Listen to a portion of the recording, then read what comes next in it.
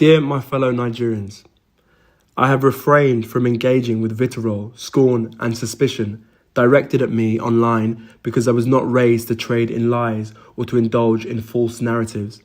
I did not do so as a child, and I will not begin now as a grown man. Because of my father's involvement in Nigerian politics, there has been a persistent curiosity and, at times, a malicious obsession with me. Why? I do not know. I have no social media presence and no interest in maintaining one, so I rarely correct these falsehoods. But perhaps it is time I address them. I understand that gossip follows those connected to public life, but let me remind you, my father is the one in politics, not me. To assume that my life or choices are somehow political statements is a flawed and childish calculation. It reveals more about the pettiness of those spreading such narratives than it does about me or my father. This pattern has become all too familiar. Individuals opposed to my father seize ordinary photos of me, images that are neither hidden nor secret, and repackage them with false stories. These are not revelations. They are not exposés. They are simply misrepresentations, fiction spun from pictures.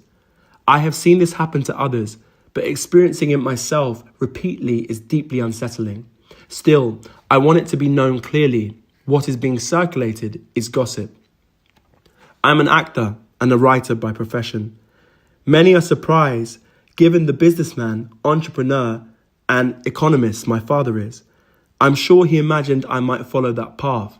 Yet, though my career is far from what he envisioned, he fully supports me. Unlike many children of Nigerian politicians, I have never relied on nepotism. I was raised to know that my father's wealth is not mine and that I must build my own life. My chosen path is in theatre and filmmaking, so far from the world he inhabits. An industry that embraces diversity of class, race, sexuality and identity. I portray characters vastly different from myself. Yet some online use these roles against me and my father, presenting fiction as fact. I trust any rational person can see how absurd this is.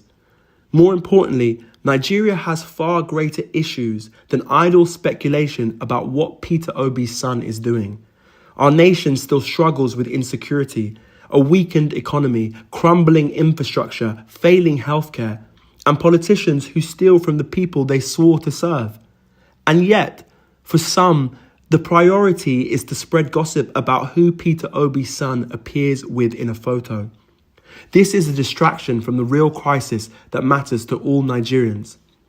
The truth is simple. Peter Obi's son appears in photos with his friends and his work colleagues, nothing more. If people wish to invent otherwise, I hope they sleep soundly, knowing they are spreading lies.